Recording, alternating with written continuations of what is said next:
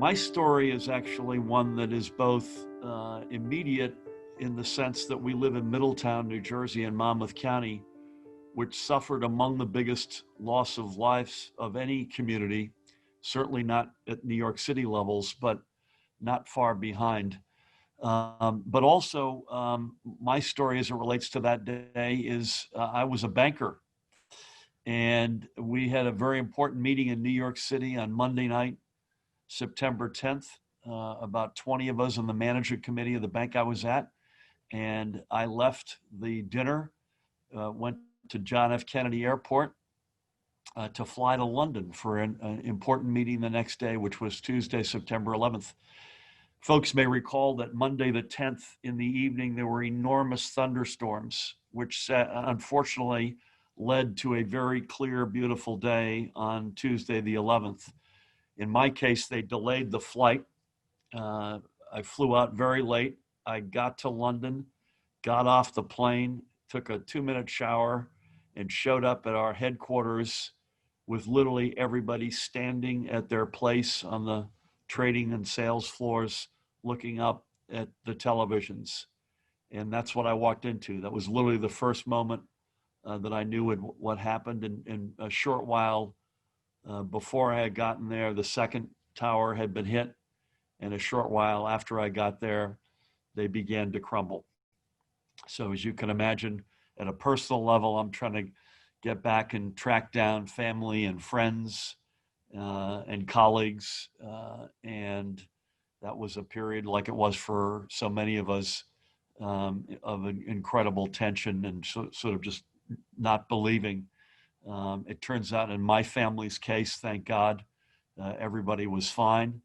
As I said, in our town, we lost 30 odd folks who were killed that day, including a guy I want to give a shout out to. And believe it or not, if you knew my life and our friendship with his family, you wouldn't believe what I'm about to say. But he's a guy, Dave Bauer, who I never met.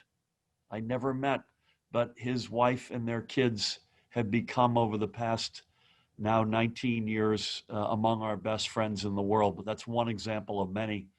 And now as governor each year, and I will this year, with my wife Tammy, we will be in Lower Manhattan for the solemn reading of the names. We'll spend time lingering afterward, finding Dave's name, finding the name of some others that we've gotten to know, families that we've gotten to know over the years. This year will be different, thanks to COVID-19, but we will be there. And it's a day that we can never, ever, ever forget as Americans, and certainly as New Jerseyans, and that's the way it should be. You say you were a banker at the time. Who were you working for? I worked for Goldman Sachs, and that's important. I was going to say that a minute ago. Their headquarters, in fact, to this day, their headquarters are downtown. So I was pretty sure my family was fine because Tammy, we had young kids at this point, and we knew our son Charlie had just been born. So it was Tammy and 3 of our 4 munchkins at that point. I knew they were okay, but it was far from clear that colleagues and friends who worked with me were okay. So did you actually work in Lower Manhattan?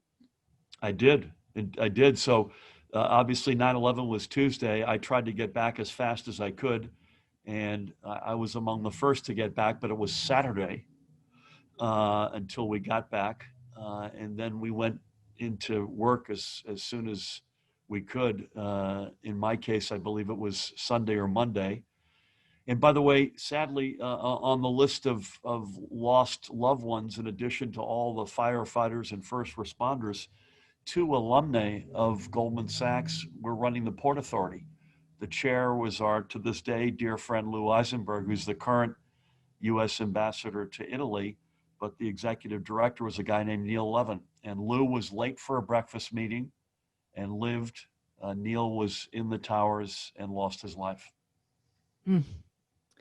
So many sad stories, but you went back to work right near the World Trade Center, which was now Ground Zero, less than a week later?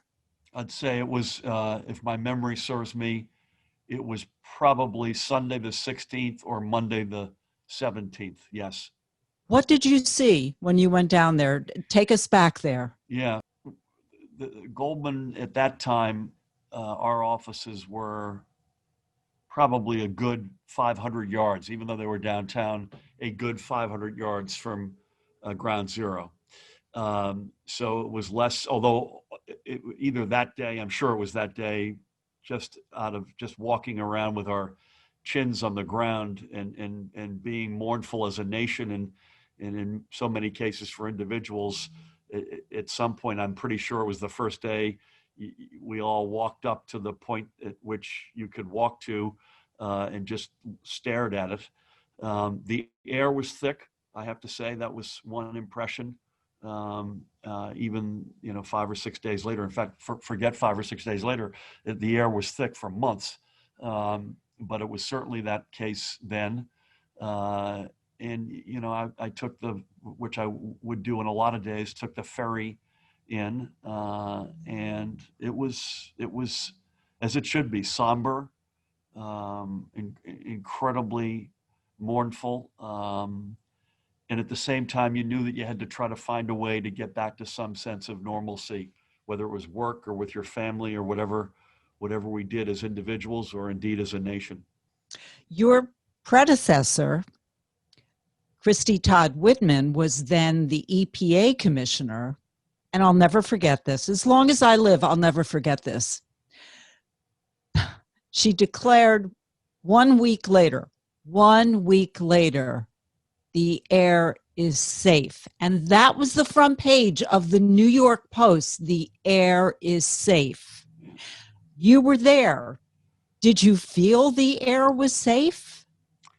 Well, I think she was running, as you rightfully point out, Shelley, she was running the EPA. So I can tell you she probably had a lot more access to expertise than I did.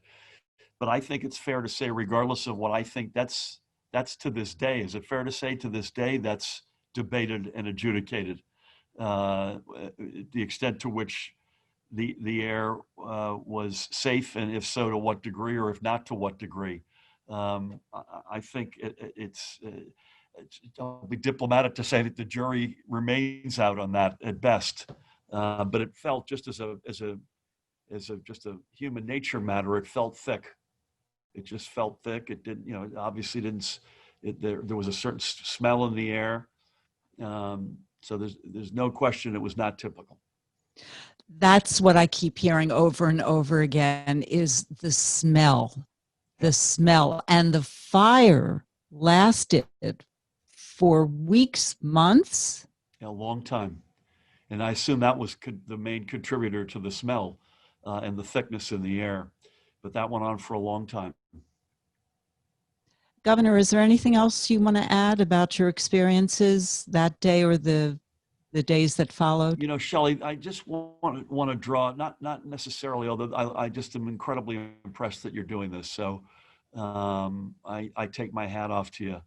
But I do want to draw a bridge if I can. I mentioned 704 New Jerseyans lost their life that day, which is just unfathomable out of the total of 3,000 plus Americans who died that day. But what's even more unfathomable, but it doesn't mean either side of this is any more in the sense of every single one of these individuals, the need to remember and both mourn and celebrate their lives.